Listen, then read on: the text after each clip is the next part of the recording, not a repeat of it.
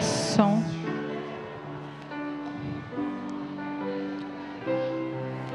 Feliz sábado, igreja. Sejam todos muito bem-vindos à casa do nosso Deus.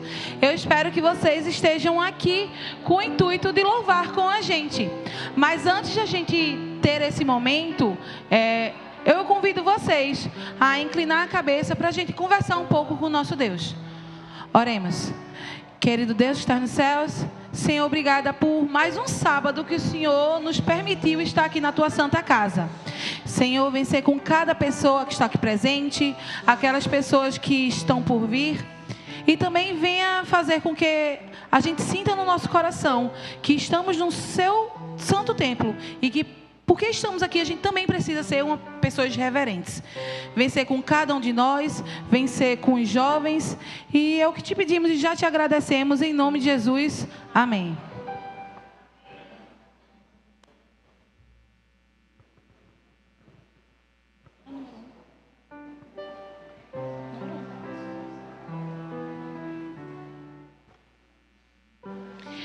E dando continuidade a esse momento, eu acredito que Deus está aqui nesse momento. E eu convido a vocês a declarar isso, a cantar isso com a banda. Dizer que Deus está aqui e que a gente está vendo a glória dEle e que Ele transmite isso para a gente. Ele passa isso para a gente, que a gente consiga transmitir para outras pessoas.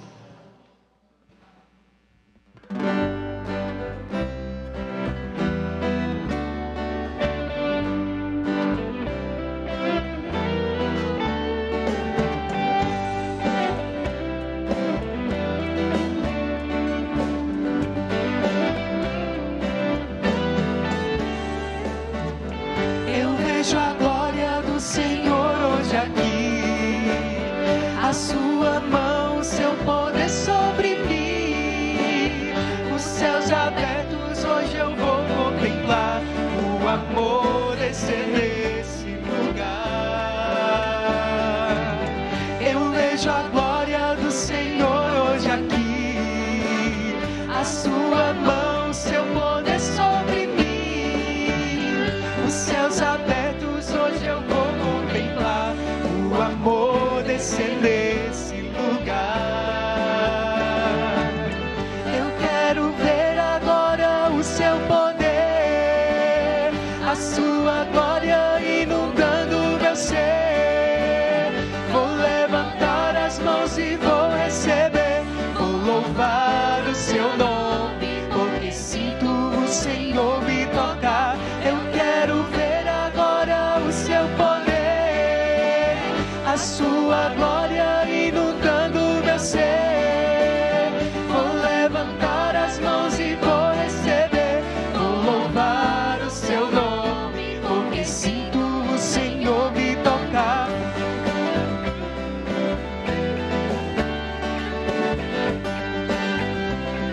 Vamos cantar com a gente. Eu vejo a glória.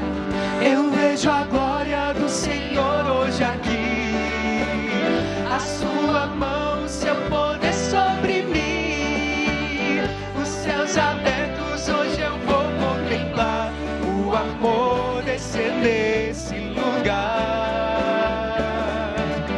Eu vejo a glória do Senhor hoje aqui, a sua mão, seu poder sobre mim, os céus abertos, hoje eu vou contemplar o amor descer nesse lugar. Eu quero ver agora o seu poder, a sua glória inundando meu ser. Vou levantar as mãos e vou receber, vou louvar o seu nome, porque sinto o Senhor me tocar. Eu quero ver agora o seu poder, a sua glória inundando meu ser. Vou levantar as mãos e vou receber, vou louvar o seu nome, porque sinto o Senhor me tocar.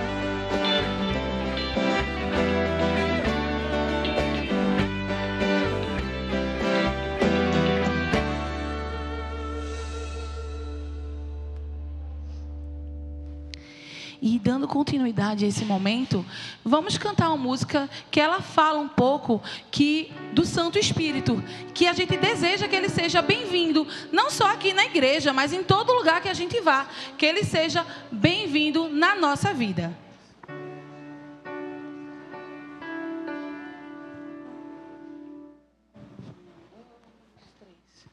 Santo Espírito, és bem-vindo aqui.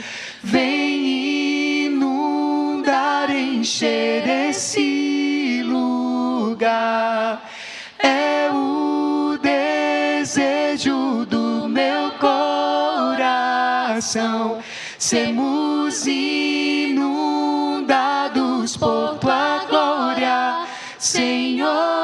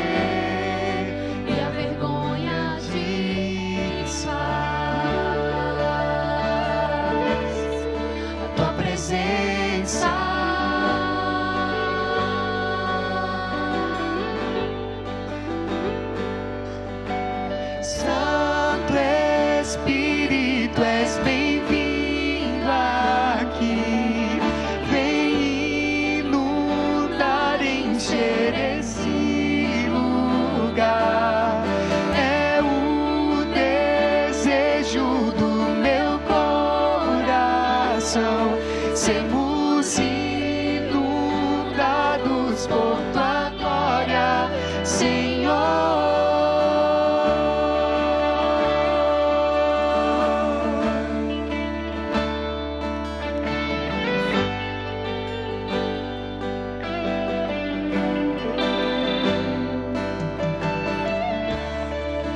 Não há nada igual, não há nada melhor a que se comparar, a esperança viva,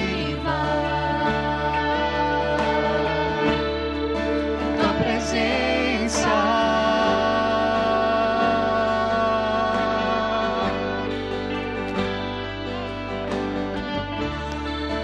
Eu provei e vi o mais doce amor que liberta o meu ser e a vergonha desfaz.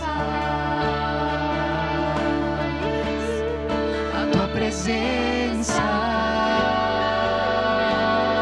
Gostaríamos de ouvir a igreja cantando com a gente. Santo Espírito. Santo Espírito, és bem-vindo aqui. Vem inundar, encher esse lugar. É o desejo do meu coração. Sermos inundados por tua glória, Senhor.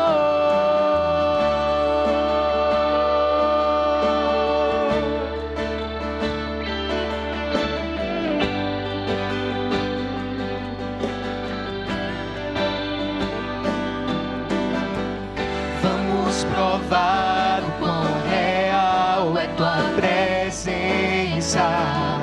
Vamos provar a tua glória e bondade.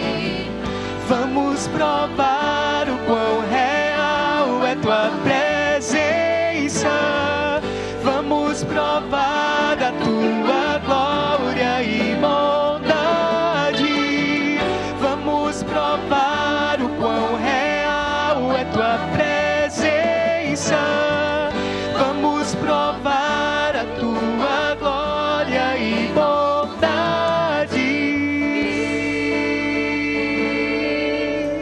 Santo Espírito, és bem-vindo aqui. Vem inundar, encher esse lugar. É o desejo do meu coração, sermos inundados por tua glória, Senhor.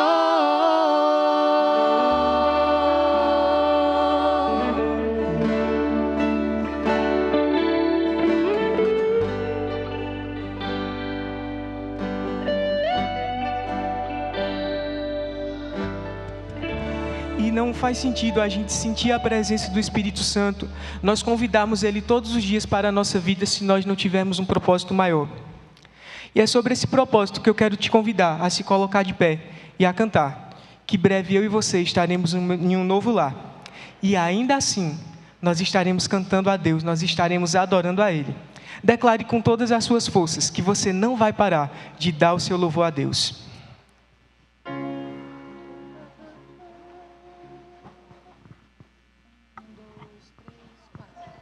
Não vou parar de dar o meu louvor quando em casa eu chegar.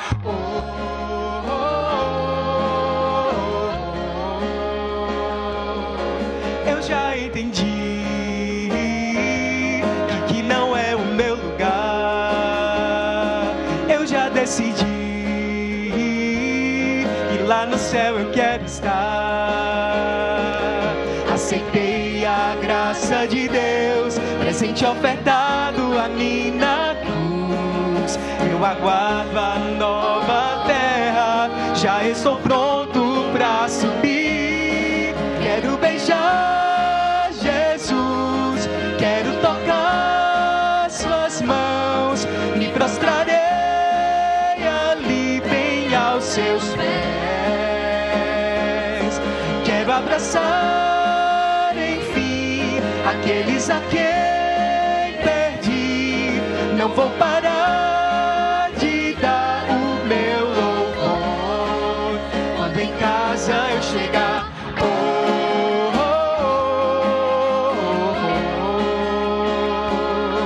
Eu já entendi que aqui não é o meu lugar. Eu já decidi lá no céu eu quero estar. Aceitei a graça de Deus, presente ofertado a mim na cruz. Eu aguardo a nova terra, já estou pronto pra subir. Quero beijar Jesus, quero tocar suas mãos. Me prostrarei ali bem aos seus pés. Quero abraçar, enfim, aqueles a quem perdi. Não vou parar de dar o meu louvor quando em casa eu chegar.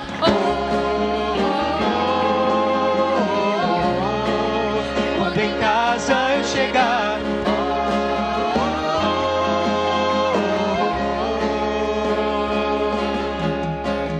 Espero o dia em que o verei vindo nas nuvens com toda glória e poder. Espero o dia em que o verei vindo nas nuvens com toda glória e poder. Espero o dia em que o verei vindo nas nuvens com toda glória e poder.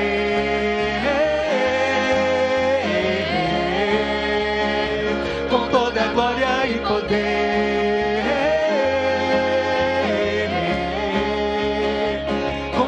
Glória e poder, quero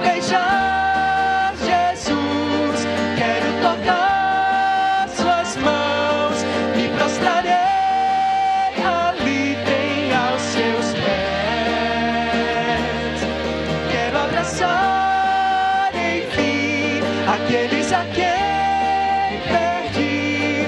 Não vou parar de dar o meu louvor quando em casa eu chegar.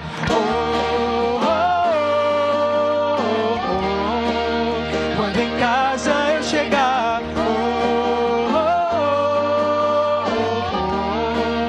Quando em casa eu chegar.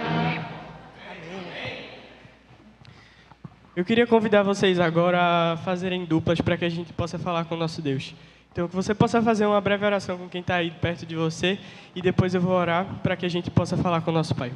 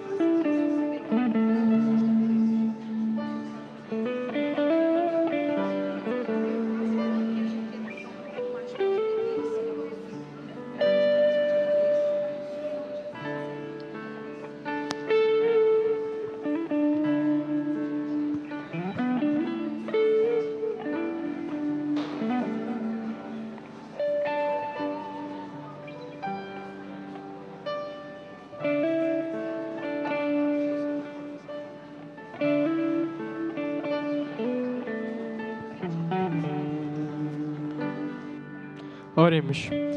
Querido Deus, Senhor, muito obrigado por mais esse dia de vida, muito obrigado por esse sábado, obrigado porque estamos aqui em Tua presença, Senhor. Que o Senhor possa derramar o Teu Santo Espírito sobre nós e que nós possamos manter o nosso louvor queimando em nosso coração até a Tua volta. Muito obrigado por todas as bênçãos, fica com cada um de nós, é o que te pedimos e já te agradecemos, em nome de Jesus, amém.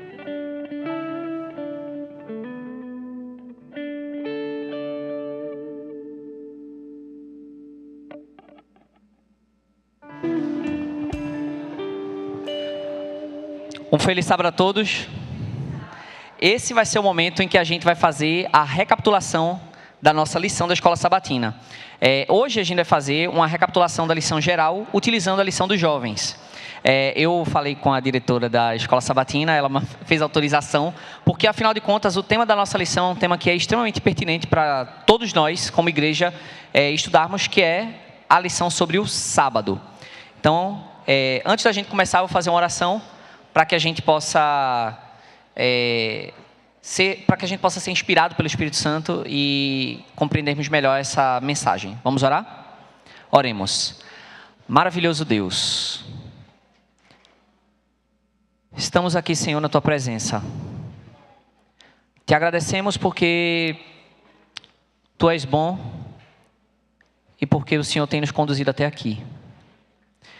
Te pedimos, Senhor, que nesse momento nos ajude a recapitular, na recapitulação da lição, que o Senhor possa estar nos conduzindo e que a compreensão que vamos tirar aqui dessa lição seja para aplicarmos a nossa vida e melhorarmos o nosso relacionamento contigo. Te pedimos isso e já te agradecemos por Jesus. Amém. Gente, como eu falei, a lição dos jovens, ela está falando sobre um tema muito específico, que é sobre o sábado. Então a gente está o trimestre inteiro estudando apenas, única e exclusivamente sobre o sábado. E o tema da lição de hoje, ela é bem pertinente, porque a gente sempre linkou o sábado como um memorial da criação. Mas na lição dessa semana, a gente vê que Deus, ainda no Antigo Testamento, também faz um link, ele liga o sábado como um memorial da redenção.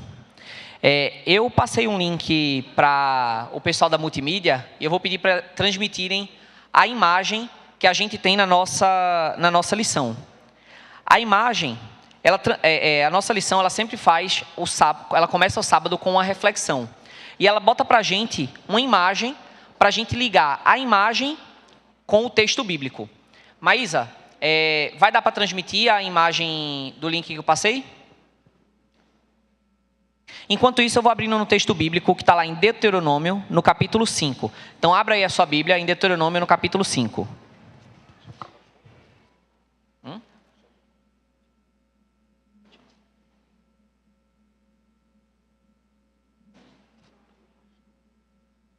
Deuteronômio no capítulo 5.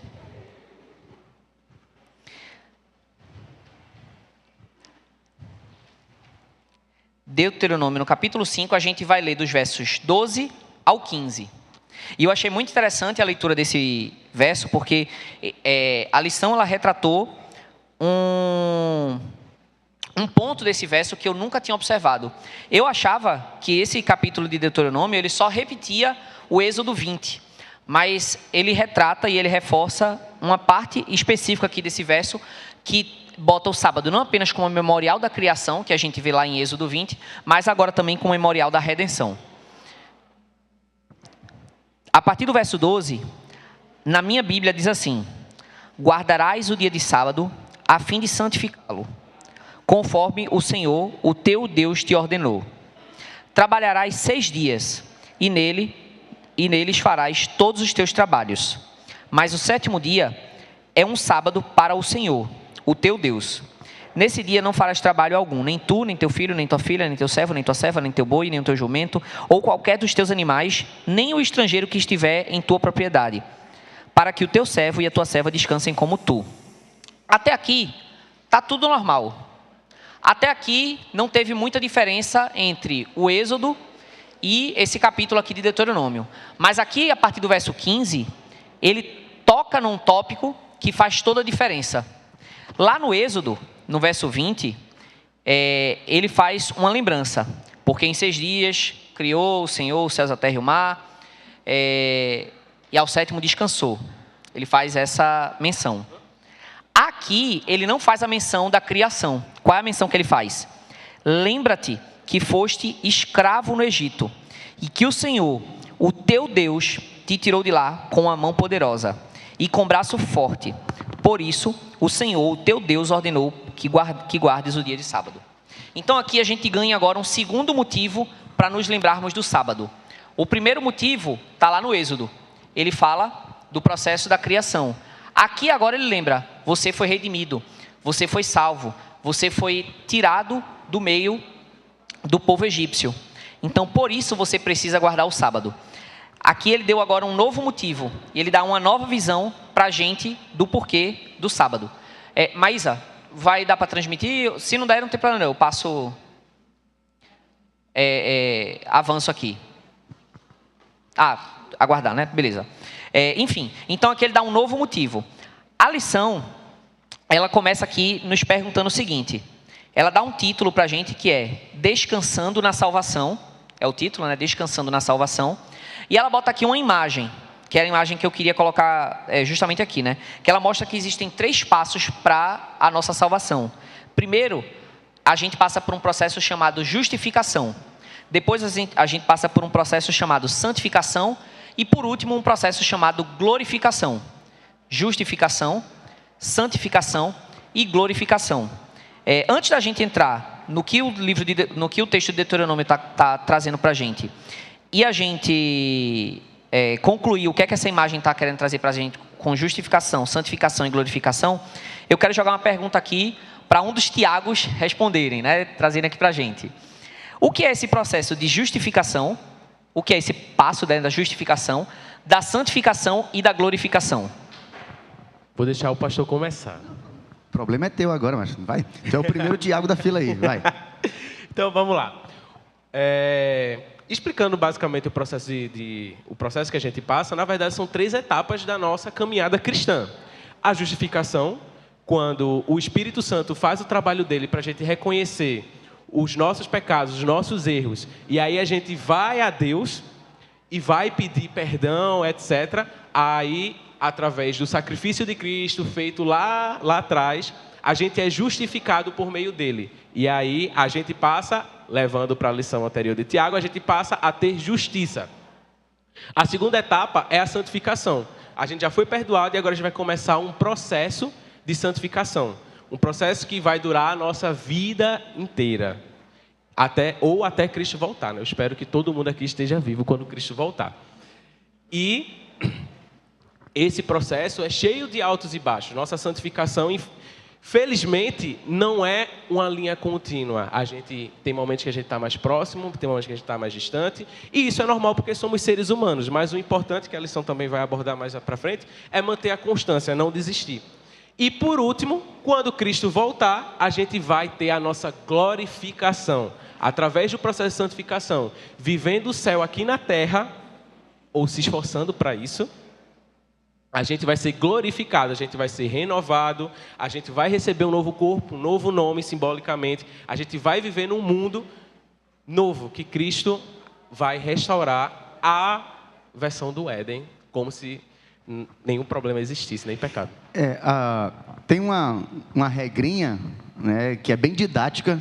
Eu acho que vale a pena a gente memorizar isso, porque muitas pessoas confundem alguns conceitos teológicos, e nesse processo aqui, algumas denominações ou até religiões, elas costumam dar significados diferentes do que a Bíblia explica do que é justificação, santificação e glorificação. Então, acho que essa frase, ela consegue resumir bem, com a profundidade necessária e dentro do contexto bíblico do que significa cada uma dessas coisas. Então, vamos tentar memorizar assim. Justificação foi o que Cristo fez por nós. Santificação é o que Cristo faz por nós, ou em nós. E glorificação é o que Cristo fará por nós. É Ele que faz os três processos. Nós participamos disso, mas não como os agentes principais. Porque a gente está ainda naquele problema, graça e obras, ok? Fé e obras. Quando eu digo problema, é porque a gente precisa livrar a ideia de que nós somos responsáveis por alguma parte desse processo. Nós não somos responsáveis por nenhuma parte desse processo. Porém, isso aqui é muito, muito, muito, muito importante. A gente não pode correr o risco de cair num outro conceito que hoje o secularismo, o pós-modernismo tem pregado de maneira direta e indireta em todo o ambiente religioso. Eu não sei se você já ouviu esse termo. Se já ouviu, beleza, cuidado com esse termo. Se não ouviu, cuidado para você não estar executando, mesmo que seja por ignorância. O termo é hipergraça. Eu gostei porque o comentário do Vitor BJ, da lição, eu não imaginei que ele ia pegar isso aí. Eu disse, cara, que massa, né? Então quem puder depois nas redes sociais pesquisar lá o comentário do Vitor BJ, do pastor Vitor BJ, né, sobre a lição dessa semana, ele fala sobre essa questão da hipergraça. E a hipergraça, ela trabalha um conceito completamente diferente do que a gente entende como superabundou graça. Não tem aquele verso, né? Onde abundou o pecado, superabundou a graça. Hipergraça não é isso, certo? Porque esse conceito que eu acabei de falar, de que onde houve pecado, superabundou a graça, é a graça de Deus, que Ele diz, cara, não importa o teu pecado, Deus está disposto a perdoá-lo. Isso é bíblico, beleza. Mas lembre-se que Deus, Ele perdoa seu pecado, não importa qual seja ele, mas não para você ficar cometendo, ou ter a oportunidade de cometê-lo novamente. Lembra que essa semana a gente falou esse negócio, né? Que Deus chegou para a mulher adúltera, pega em flagrante adultério. Então ela não tinha chance de escapar, não tinha advogado que dissesse para, não, Cristo, peraí, vamos, não, foi pega em flagrante, e Cristo disse, está perdoada, eu não te condeno, agora vá e não peques mais. Olha que coisa interessante, Cristo trabalhou na mulher adúltera os dois processos, trabalhou a justificação, que disse, eu te perdoo. Então, tipo assim, eu fico na tua frente, eu te defendo. Se a galera quer te apedrejar, eu vou entrar na frente, isso é justificação. Ele cobre a nossa falha com Ele mesmo e diz assim, se quiserem jogar pedra, jogue em mim. Então isso é justificação. Cristo se coloca na nossa frente, mesmo a gente merecendo a pedrada, mas Ele diz assim, opa, não, Ele merece a pedrada, mas se você vai jogar, jogue em mim. Isso é justificação. Aí a pessoa fica constrangida, não, Senhor, eu mereço mesmo. Aí ele diz assim, não, eu não te condeno não, agora vá e não peques mais. E agora é essa luta contra a nossa carne, isso é santificação. E quem é que faz? É Cristo em nós. A hipergraça ela prega a ideia de que eu não preciso mudar em nada. Olha o problema, olha o perigo. A hipergraça não trabalha o fato de que Cristo perdoou meu pecado, por mais miserável que ele seja. Não. A ideia é que Cristo, além de perdoar meu pecado, por mais miserável que ele seja, eu posso continuar pecando, que ele não vai se importar. Você notou o perigo, notou a diferença? E a gente precisa entender que nesse processo de santificação, existe uma parte que Cristo quer que nós façamos. E é Ele que opera em nós, e eu preciso permitir que Ele faça isso em mim. E aqui, quando a gente olha para a lição, a gente viu o texto de Deuteronômio, né? Lá no texto, falava como lembrança de que os israelitas foram libertos do Egito. Aí, quando a gente olha para a libertação do Egito, quem foi que libertou os israelitas do Egito? Quem foi que libertou? Quem foi que libertou? Está querendo dizer a pessoa ou não, quem foi, realmente? Quem foi o responsável pela libertação? O responsável. Deus. Deus foi o responsável pela libertação do povo do Egito. Mas isso significa que eles não precisaram fazer absolutamente nada em nenhum momento? Não. Houve momentos onde eles precisaram fazer algo. Por exemplo, na última praga, eles precisaram passar o sangue do cordeiro na porta. Mas isso não significa que eles tinham mérito por conta do que eles fizeram.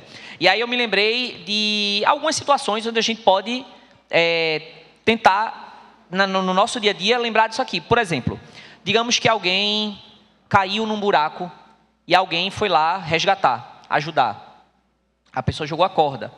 No mínimo, ela precisa que a outra pessoa ajude no processo. Ela não vai ter mérito porque ela segurou a corda e subiu e saiu do buraco. Ela não tem mérito por conta disso. Quem tem mérito é a pessoa que salvou. Mas ela precisa fazer a parte dela. E assim também nesse processo, e eu acho engraçado essa imagem aqui, ó, que tá colocando, porque a justificação, a expectativa é uma caminhada reta. Justificação, santificação e glorificação. Mas o que a gente vê aqui é que, na realidade, a justificação ela vem de uma reta, a glorificação também. Mas a santificação ela passa por curvas, né? Tem altos e baixos. E aí, quando estudei a lição, entendi uma coisa. A justificação não depende absolutamente nada de nós. É 100% de Cristo. A glorificação também não depende nada de nós. Mas o processo de santificação depende, no mínimo, que a gente queira participar desse processo. Que a gente aceite que Deus trabalha em nós. E é por isso que tem esses altos e baixos, porque a nossa vida é assim, porque a gente é assim, não é porque Deus fez que a gente fosse assim, né?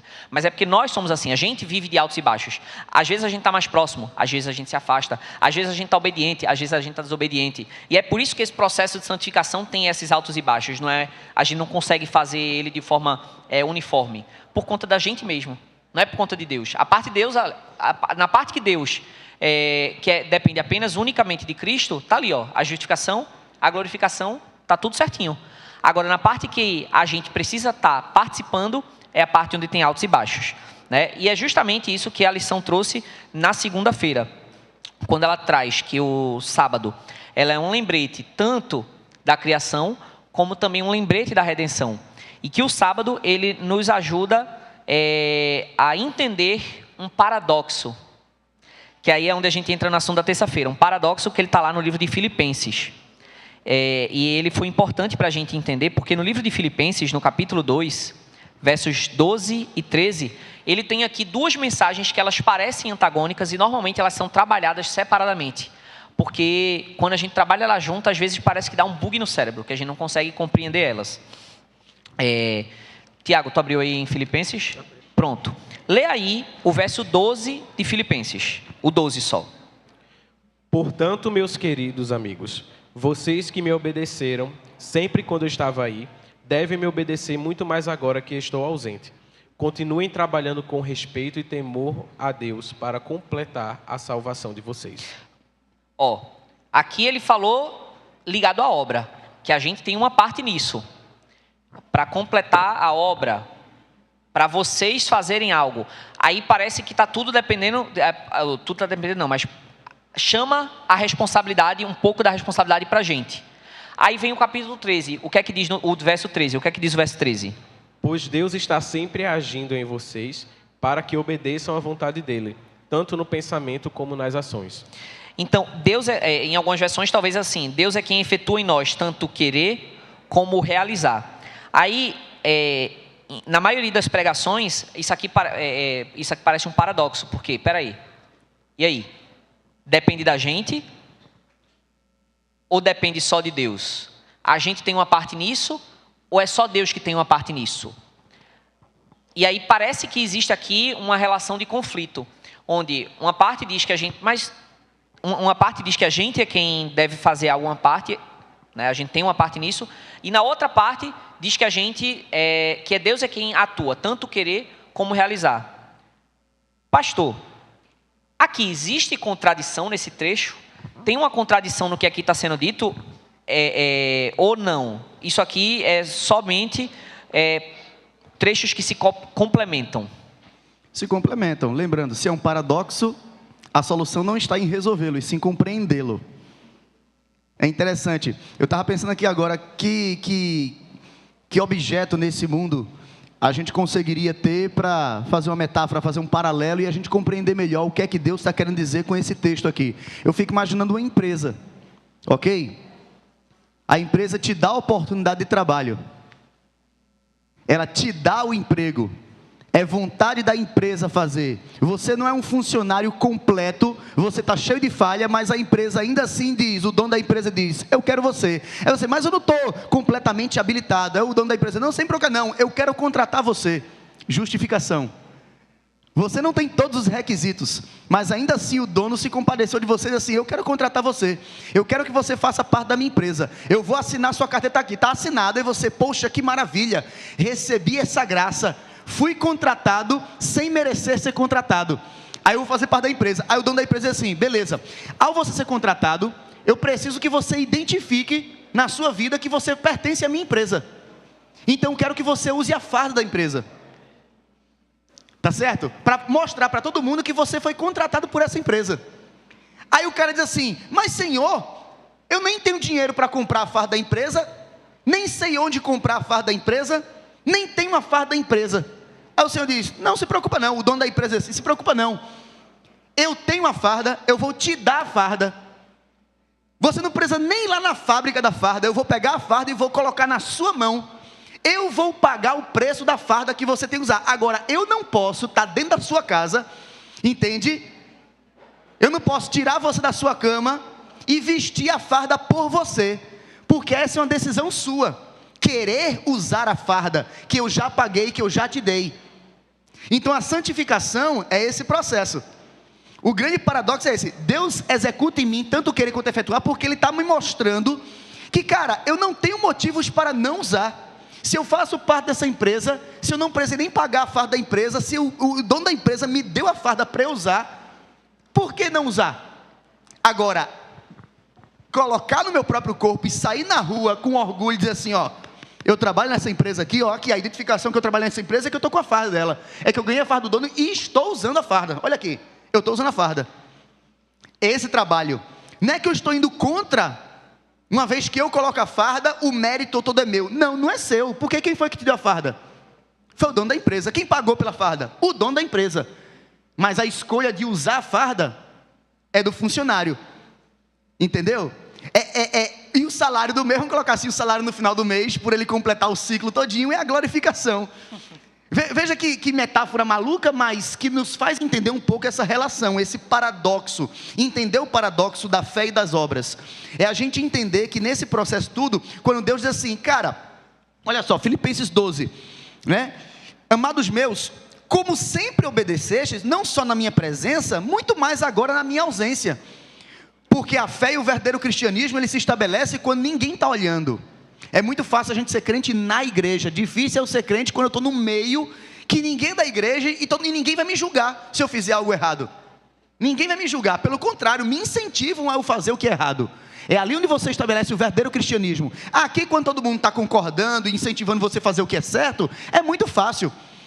Então, quando Paulo coloca isso aqui, eu fico talvez até imaginando o Espírito Santo falando para mim e para você hoje. É dizendo assim, aliás, o Espírito Santo não, vou colocar assim, Jesus falando para mim e para você, olha, quando eu estava no planeta Terra, era até fácil você me seguir, porque eu estava aqui na frente de vocês, mas agora que eu estou no céu, fazendo uma outra obra, lá no santuário celestial, e deixei o Consolador, um outro Consolador, vocês estão na minha ausência.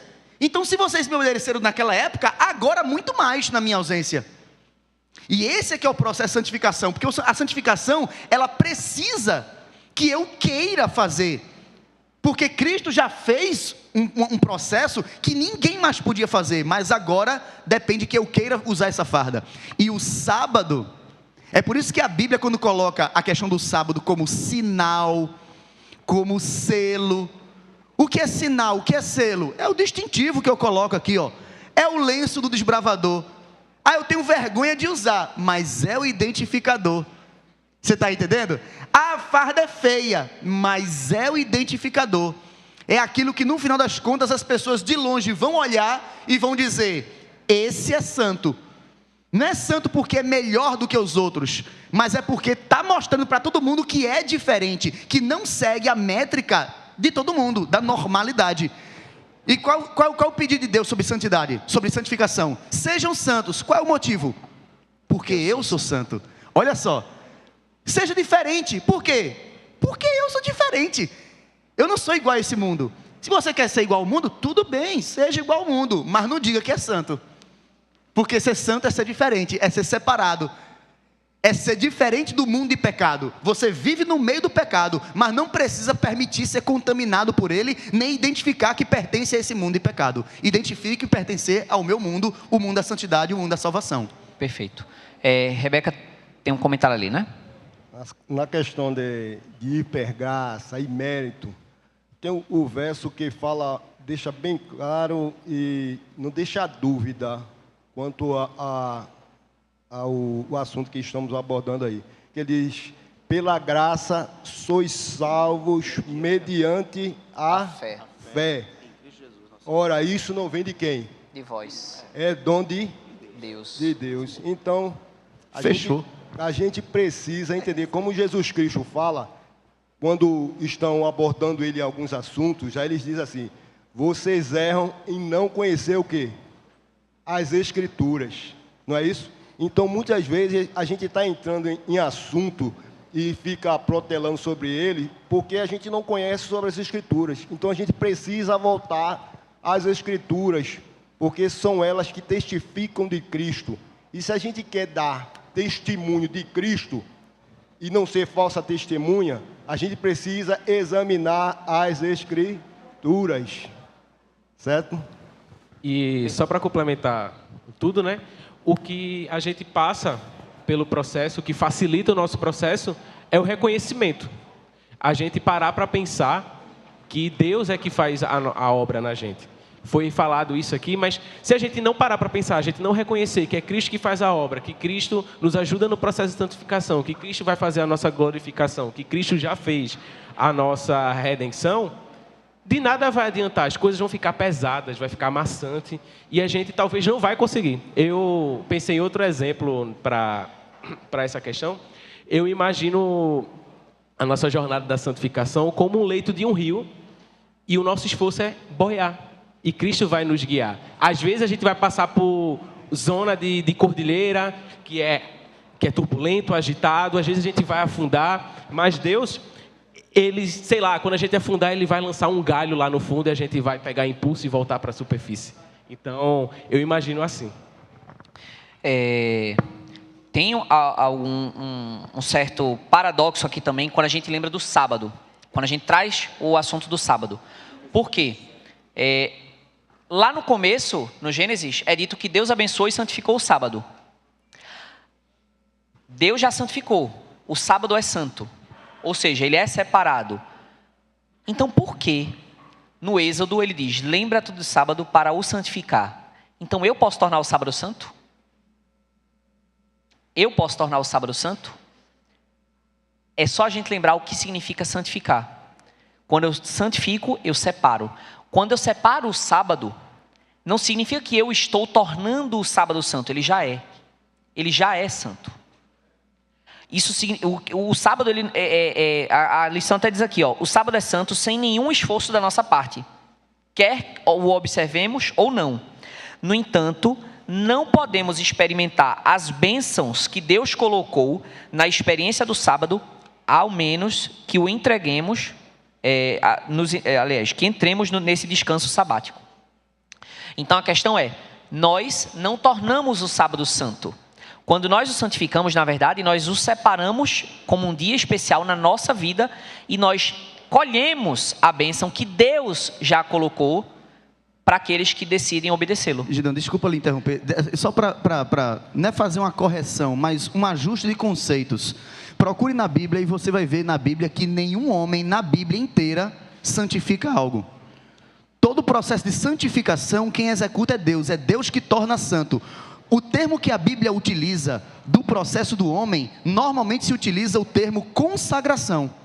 Perceba que Deus pediu para fazer o modelo do santuário.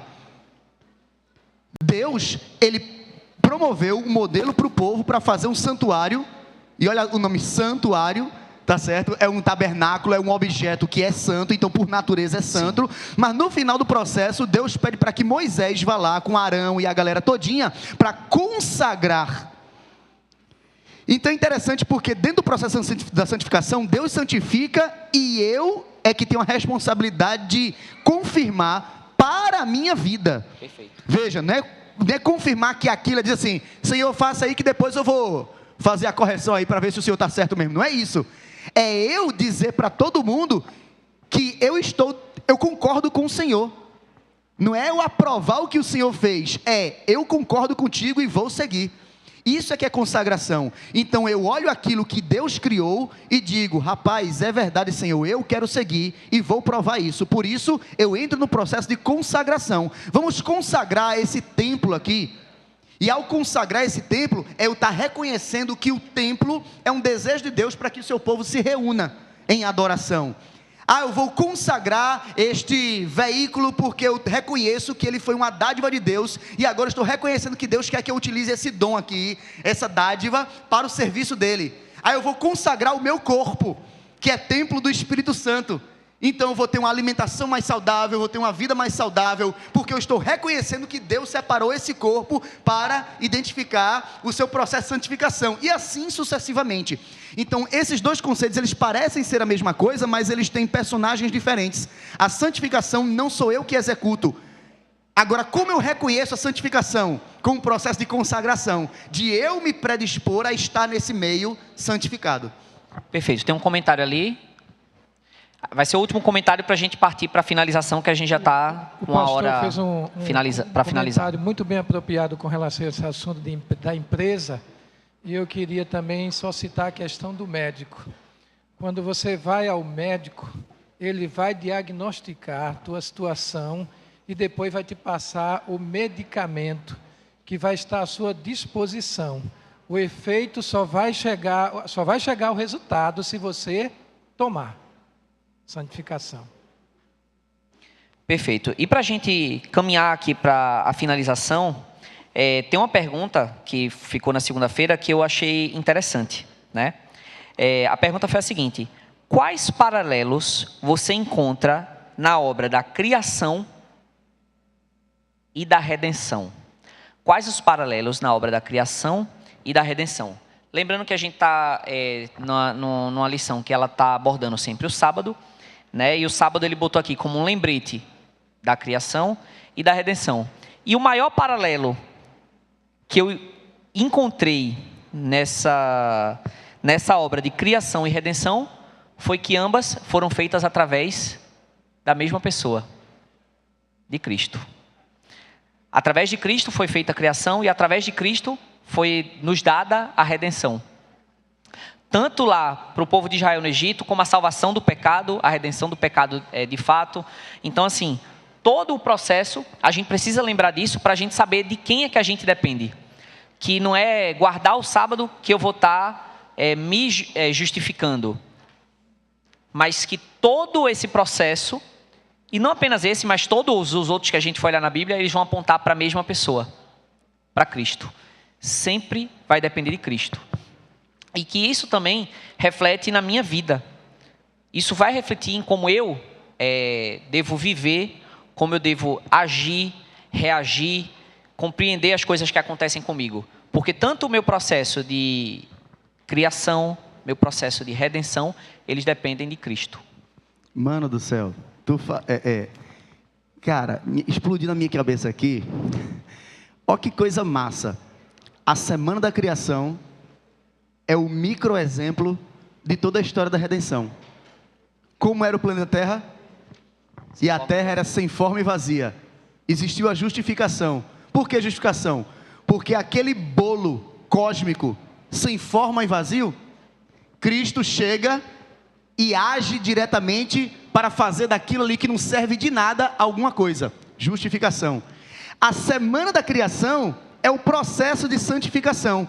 Perceba que para todos os seres vivos, Cristo tem um mandamento. Não é muito louco isso? Ele cria, ou seja, ele é o agente, ele é o responsável. Haja seres viventes no mar. Aí ele dá um mandamento. Multiplique. Sejam férteis. De quem é a responsabilidade de multiplicar, de povoar, de ser fértil? Então Deus dá toda a propriedade para que ele consiga fazer ali por conta própria. Você está entendendo? Santificação, olha que coisa mais. Ele dá, mas ele diz, faça, continue. E quando ele cria o homem, ele diz, dominai sobre as criaturas. Você vai cuidar da terra agora, você tem uma responsabilidade. Santificação. E é massa porque o sábado vem como a redenção que puxa para a glorificação. É quando Deus termina a sua obra e agora senta para apreciá-la. O livro de Apocalipse, ele dá uma margem muito massa para a gente, que ele diz assim, nas entrelinhas, o livro de Apocalipse, ele nos mostra qual o motivo, olha só, qual o motivo pelo qual na eternidade nunca mais haverá pecado. Você já parou a pensar, por que nunca mais haverá pecado? E Ellen White coloca também, ela também destrincha esse processo. Sabe qual é a garantia que nós temos de que quando tiver o processo de glorificação, nunca mais haverá pecado? É porque Deus vai proibir o pecado? Não, porque Deus não muda. Deus não muda. Então, mesmo Deus que nos deu liberdade ontem, hoje, Ele continuará dando liberdade sempre. Mas pelo seguinte, se nós teremos liberdade pela eternidade, então a probabilidade de alguém errar ainda vai existir. Por quê? Porque continuaremos sendo criatura. Olha que coisa maluca, olha que paradoxo. Se eu continuarei sendo criatura livre, eu poderei pecar?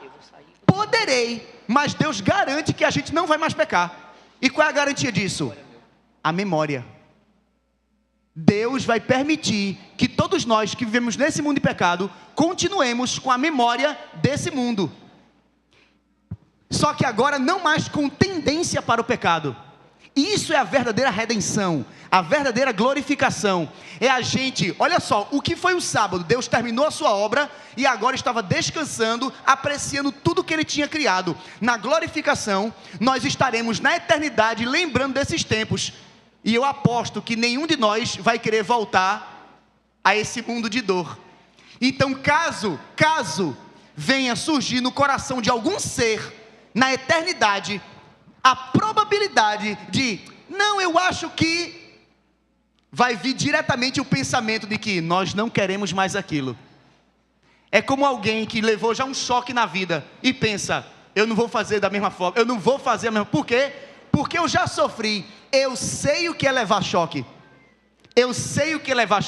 não quero mais levar outro choque, e por isso Deus garante que por conta dessa memória, dessa vivência, nunca mais nós iremos pecar. A semana da criação, ela é uma micro história da redenção, e o sábado é esse memorial, não apenas da criação, mas também acaba sendo um memorial prévio do que será a redenção, a glorificação. Amém. E com essas palavras do pastor, a gente vai encerrar o momento de recapitulação da nossa lição da Escola Sabatina. Vamos orar aqui, né, para a gente finalizar. Oremos. Maravilhoso Deus, muito obrigado, Senhor, porque o Senhor nos presenteou com algo tão maravilhoso que é o sábado. Um momento onde nós podemos parar para refletir na Tua obra de de criação, mas também na tua obra de redenção. Como nós tivemos esses dois presentes, o Senhor nos criou e o Senhor nos redimiu. Por isso nós te agradecemos, Senhor. E te pedimos que coloque em nós, no nosso coração, o Senhor coloca o querer e o realizar, como nós estudamos.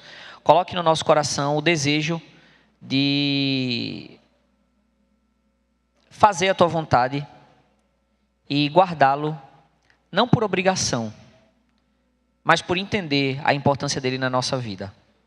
Te pedimos essas bênçãos e já te agradecemos. Em nome de Jesus, amém.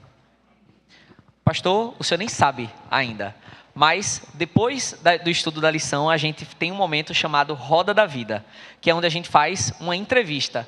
E o entrevistado de hoje, quem é? Pastor Tiago vai entrevistar Tiago. Vocês vão fazer esse negócio de improviso mesmo? Não vai dar certo, né? Vai. E vai dar certo. O senhor acredita no poder do Espírito Santo? Eu acredito. Gente, como o Gideon falou, a gente vai ter um momento do Roda da Vida, que é uma entrevistinha rápida com o pastor. A gente vai saber da vida dele, vai fofocar. E vai ser um momento que a gente vai ter para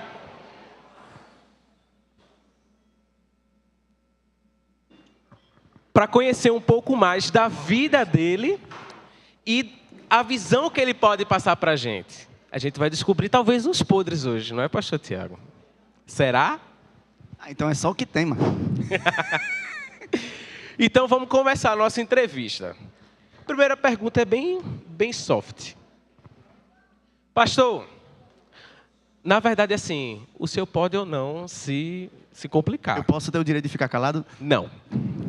Infelizmente aqui a gente não trabalha com liberdade. Quem trabalha é Deus. Pastor, veja só. O senhor cresceu na igreja adventista, foi um jovem adventista. E eu queria saber qual a diferença, ou as diferenças, se o senhor quiser comentar, da sua geração para a nossa geração. Positivas e negativas. Não vem falar só de coisa boa, não. E aí? Cara, tem zilhões de diferenças e quase nenhuma. É paradoxal, mas a gente sofre dos mesmos males, mas cada um dentro do seu contexto específico. Minha geração reclamava, minha geração também tinha insatisfações, minha geração também tinha dificuldades da igreja, entende? Com liderança ou por falta de oportunidades, entende? Nossa geração também era rebelde, nossa geração também queria novas aventuras e fazer coisas. Então, assim, eu vejo a turma também com os mesmos anseios, os mesmos desejos. Qual a maior diferença? Talvez oportunidades e recursos. A geração de hoje tem muito mais oportunidades e muito mais recursos do que na minha geração, entende? Então, por exemplo, eu cresci, eu fui uma criança e um adolescente num período em que não existia internet. Falar isso hoje, assim, é falar de Marte, entende? Falar de Plutão para muitos adolescentes. Cara, o que é um mundo sem internet? Né? O que é um mundo sem internet? Eu vivi essa geração de chegar à internet no Brasil. Meu pai comprou um computador que na época era o computador, entende? Quando teve o surgimento do Plano Real, entende? E aí a situação financeira lá em casa melhorou, aquela coisa toda. Aí meu pai comprou um computador, chegava na escola, eu tenho um computador, cara. O HD do computador, o HD do computador era menor do que hoje. Quer dizer, eu falo hoje, mas a galera nem usa mais. É menor do que um CD, não estou falando DVD, eu falo CD. Era o HD do computador, entende? O HD do computador era 400 mega. O HD, 400 mega. Menor que a memória RAM hoje em dia. Pois é, cara. Então, assim, vivemos nessa época. Então, tudo era muito primitivo. E a gente tinha que aprender. Então, assim, hoje eu vejo a maravilha que é a tecnologia dentro da igreja, o que a gente consegue fazer. Veja, um culto desse, a igreja está lotada, e aí muitos membros ainda estão acompanhando nas redes sociais. Cara, isso é um outro universo, é muito massa. A gente tinha seríssimas dificuldades, né? Esses são os pontos positivos e ao mesmo tempo. Agora, como é que eu posso, um ponto que eu vejo assim, negativo, de diferença daquela geração para a geração de hoje, é que essa falta de recurso, meio que deixava a gente sem tanta alternativa de se acomodar, entende? Então, ou você faz, ou você faz, ou você faz, ou você morre. Hoje existe o mal do conforto. Então, todo esse benefício te dá um conforto que ele é muito maléfico para a geração hoje, pelo menos essa é a minha avaliação. Cara, se eu posso ficar em casa assistindo o mesmo culto de você estar aqui, então não preciso gastar tempo, tá entendendo? Passando roupa lavada, tá entendendo? Eu estou em casa, estou assistindo o mesmo culto, estou aproveitando a mesma coisa e posso comentar depois da semana, rapaz, aquilo que o pastor falou, porque ele está escutando da mesma forma. Então ele não precisa do esforço de fazer, porque tudo já está muito à disposição dele. Aí nós temos sim, eu vou falar isso assim, desculpa o julgamento, tá bom? Mas é uma geração preguiçosa, porque tudo é muito confortável. Naquela época, mano, se a gente não fosse para a igreja, a gente não tinha nada, mano. Não tinha nada, não tinha igreja que chegava. E olha que minha mãe, ela foi uma das primeiras aqui do Recife. Ela foi de um grupo pequeno que fez um esforço financeiro e adquiriu a antena da TecSat, que é anterior à ADSat, que é anterior, que no caso, isso é, entenda gente, é o tataravô da Novo Tempo. Minha mãe comprou a antena, ela financiou praticamente, porque ela queria ter, porque nossa igreja vai lançar um programa de TV, só que era TV a cabo, era da Tec, uma antena desta, era maior do que a parabólica normal. Era um moncondrongo assim, a minha casa parecia uma NASA lá, a laje da casa. Entende? Veja, a minha família teve esse privilégio que muitas famílias não teve, de facilidade, mas ainda assim a gente olha hoje, e esse conforto está tirando a fé prática de muitas pessoas, porque está chegando com muita facilidade e logo você não tem tanto esforço para fazer. E como é que a gente pode resolver esse problema de estar acomodado? Querendo. É a parte difícil. É a parte difícil, é querer fazer, é querer ser agente da própria vida. É querer ser o sujeito da própria vida. E não permitir que o mundo seja o sujeito da sua vida, que mande sobre você. Por que eu estou falando isso? Minha família tinha carro. Meu pai tinha carro. Levava e trazia a gente para a igreja. Então a gente tinha facilidades. Eu fui de uma família de classe média, ok? A gente não, assim, passou dificuldade. Quando meu pai tinha alguns carros velhos, o carro batia motor, passamos uma época difícil financeiramente, então assim, também sei o que é andar de ônibus, essa coisa toda. Mas assim, eu sei que minha vida não foi tão difícil como a de muitas pessoas. Mas isso não significava que a gente estava acomodado, entende? Que a gente era acomodado para fazer as coisas acontecerem. Cara, as pessoas assim que são observadoras, eu acho que está bem óbvio que eu não sou uma pessoa normal. Nem fui uma criança normal. Certo? Eu sou hiperativo. Eu tenho esse transtorno de hiperatividade. Perceba que eu não consigo falar como o Tiago aqui, que cruza as pernas e... blê, blê, blê, blê, blê, blê. Né? Cara, o Celso... Eu tenho que dar uma moção de aplauso aqui, para Celso e a galera da mídia ali, porque eles nessa semana fizeram um esforço descomunal de colocar todo um recurso para me acompanhar aqui na frente para falar, porque o que eu me mexo, e a galera, os coitados que acompanharam online, me perdia da câmera o tempo todo. Colocaram um controle de Xbox ali em cima para ver se a maninha conseguia acompanhar. A sorte dela agora é colocar uma cadeira para me segurar aqui, eu tenho que me prender na cadeira, senão daqui a pouco eu estou em pé. Então assim, a igreja não era suficiente. Entenda o que eu quero dizer. A igreja da minha infância, por mais que tivesse coisas, ela não era suficiente para a minha hiperatividade. Núbia me conhece desde que eu era um tamborete de forró. E tantos outros aqui, cadê Janja também, me conhece quando eu era pequenininho. Sabe que eu era professora Roselúcia, entendeu? Ela era novinha também, tá? A professora Roselúcia era quase uma adolescente. Mas assim, então essa galera sabe que, cara, a gente era virado assim. Era agitado, então a igreja não era suficiente, mas eu precisava entender que a igreja nunca ia poder fazer por mim aquilo que eu precisava fazer por mim.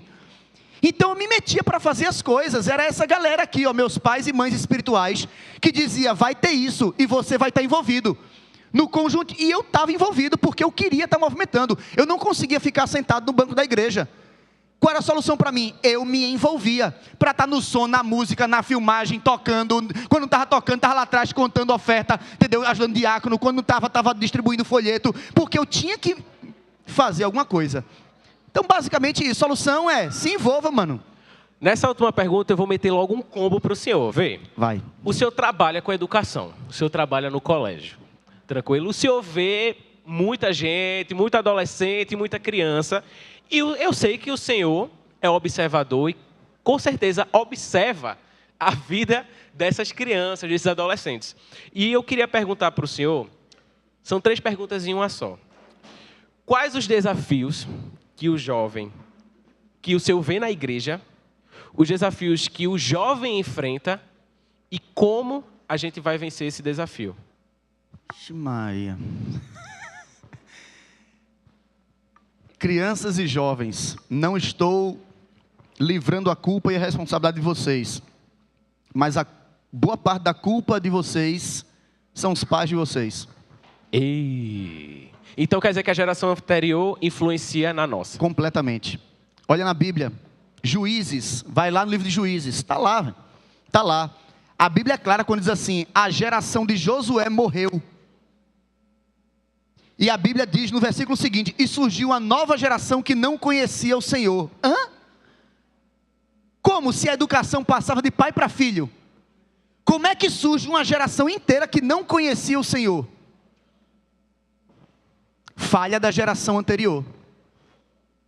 Então eu preciso responsabilizar. Como educador, fui professor. Na verdade, eu ainda sou mais professor do que pastor. Eu tenho mais tempo de sala de aula do que de pastor. Eu estou no meu 8º ano de ministério e eu tenho no mínimo aí uns 13 a 15 anos de sala de aula. Então, por tempo, eu sou mais professor do que... E sabe qual é o maior problema de um professor? É o pai do aluno e não o aluno. Cara, eu preciso dizer, a gente tem mais problema com o pai do aluno do que com o aluno. E a maioria do defeito do aluno é o pai do aluno, ou que passa a mão demais na cabeça dele, ou que cobra demais. Então, sabe qual é o maior peso para um professor? É quando tem que conversar com o pai para dizer a falha do aluno e o pai culpa o professor. Quando a responsabilidade é dele em casa. Eu e minha esposa, a gente conversa demais em casa sobre a educação dos nossos filhos. Deixa eu só pedir aqui. Olha, mente de professor. Gente, eu não consigo falar com outras pessoas conversando.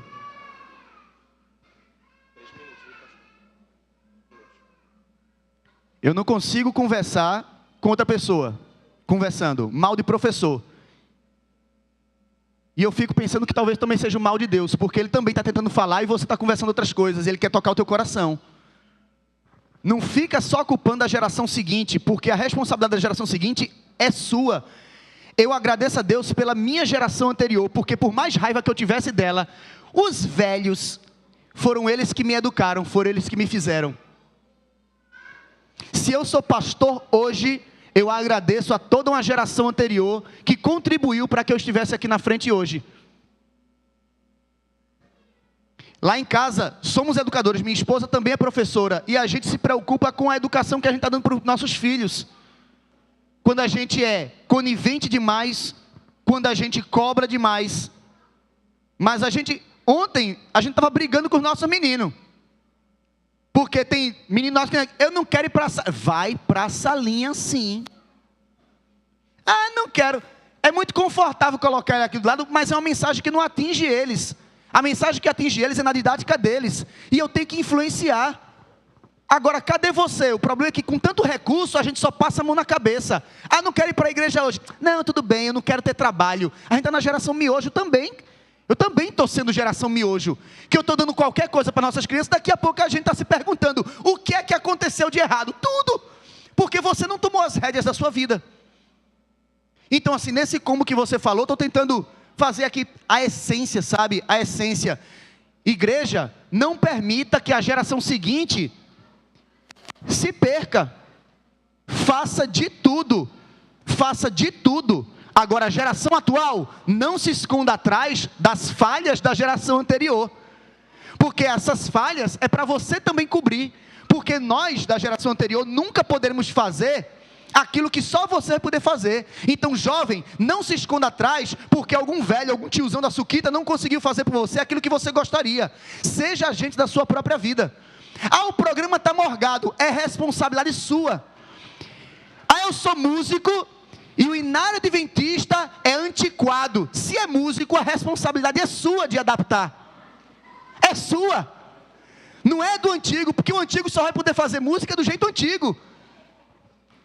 Então, se você é músico, brother, e você acha que a música está desatualizada, parabéns, Deus te deu o dom da música para você atualizar. Simples assim. Deus está passando o bastão para a sua mão. A pergunta que não quer calar: você vai querer pegar o bastão e continuar a corrida? Ou só vai reclamar, parar e dizer assim, ah, essa corrida ninguém ganha? Ponto final. A gente agradece o pastor por trazer a sua visão para a gente. O Momento Roda da Vida, infelizmente, terminou. Que pena.